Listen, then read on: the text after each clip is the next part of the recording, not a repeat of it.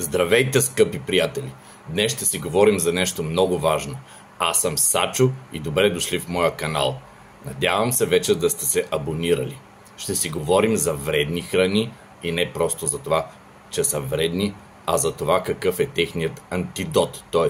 като похапнем една вредна храна, каква полезна след това да хапнем, за да може да минимизираме вредите от нейните ползи в нашето здраве. Първата вредна храна е. И така, първата вредна храна е чипс.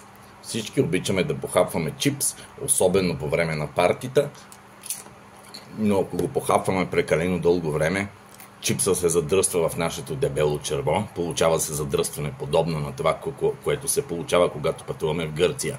Неговият антидот е краставичката.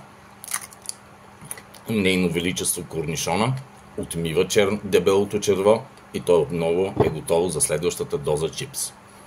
Втора вредна храна е шоколадовото мляко.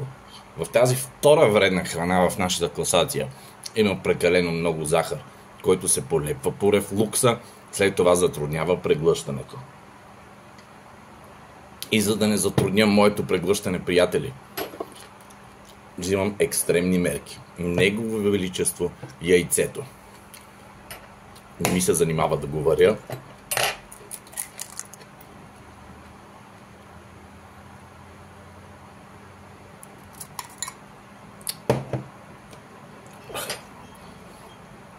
И така, приятели, стигнахме до вредна храна номер 3.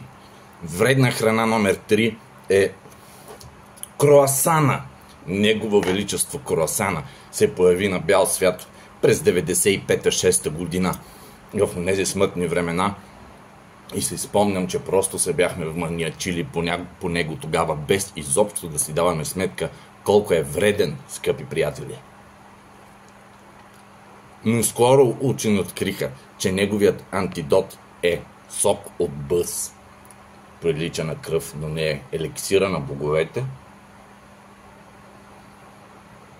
който отмива вредните наслагвания от круасана. И така, скъпи приятели, достигнахме до четвъртата вредна храна в моята класация. Ако не сте го направили, абонирайте се за канала, защото така много ми помагате. Ако не се абонирате, изобщо не ми помагате. Четвъртата вредна храна, скъпи приятели, е течният шоколад. Много вкусен, но е много коварен, тъй като транслатентната пантентована киселина, която в стомаха ни отделя ежедневно в своето корито, е недостатъчна, за да се справи с вътрешните транссахарозни мазнини на течния шоколад. И за да можем да се противопоставим